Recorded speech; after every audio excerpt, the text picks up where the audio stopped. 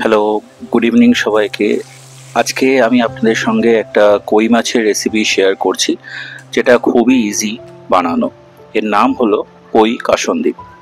তো এটাতে সুন্দর একটা কাসুন্দির ফ্লেভার পাওয়া যায় কই মাছের সঙ্গে। তো চলুন দেখে নেওয়া যাক রেসিপিটা। এর জন্য প্রথমে আমি 10-12 টেবিল স্পুন সর্ষের তেলের মধ্যে কই মাছগুলোকে ভেজে নিচ্ছি। কই মাছে আমি আগের থেকেই নুন আর হলুদ মাখিয়ে রেখেছিলাম 10 মিনিট আগের থেকে। তো দেখুন কই মাছগুলো সুন্দরভাবে এরকম ভাজা হয়ে গেছে। এরপরে তেলটাকে কমিয়ে নিয়ে ওর মধ্যে দিয়ে দিলাম 1 টিস্পুন কালো জিরে, আর দিয়ে দিলাম একটা পেঁয়াজকে সুন্দরভাবে কুচি করে, আর দিয়ে দিলাম একটা কাঁচা লঙ্কা।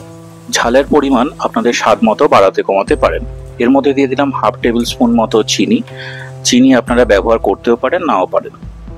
এর মধ্যে আমি দিয়ে দিলাম 4 টেবিল স্পুন মতো টক দই, আর দিয়ে দিলাম 5 টেবিল স্পুন মতো কাসুন্দি।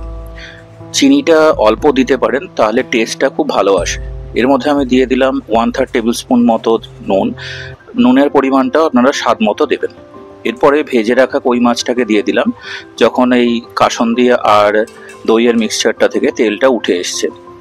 তো এরপরে সুন্দরভাবে মিশিয়ে নিয়ে তার মধ্যে আমি দিয়ে দিলাম কুচি করে রাখা ধনেপাতা, আর লাস্টে আমি দিয়ে দিলাম 2 পলা সর্ষের তেল, যাতে কাসুন্দির যে ফ্লেভারটা আরও বেশি এনহ্যান্স হয়। তো এরপরে সাদা ভাতের সঙ্গে সুন্দরভাবে সার্ভ করে নিন এবং খেয়ে নিন কই কাসুন্দি। আজকের রেসিপিটা কেমন লাগলো আমাকে কমেন্ট করে জানাবেন। ভালো লাগলে আমার চ্যানেলটা প্লিজ সাবস্ক্রাইব করবেন। নমস্কার।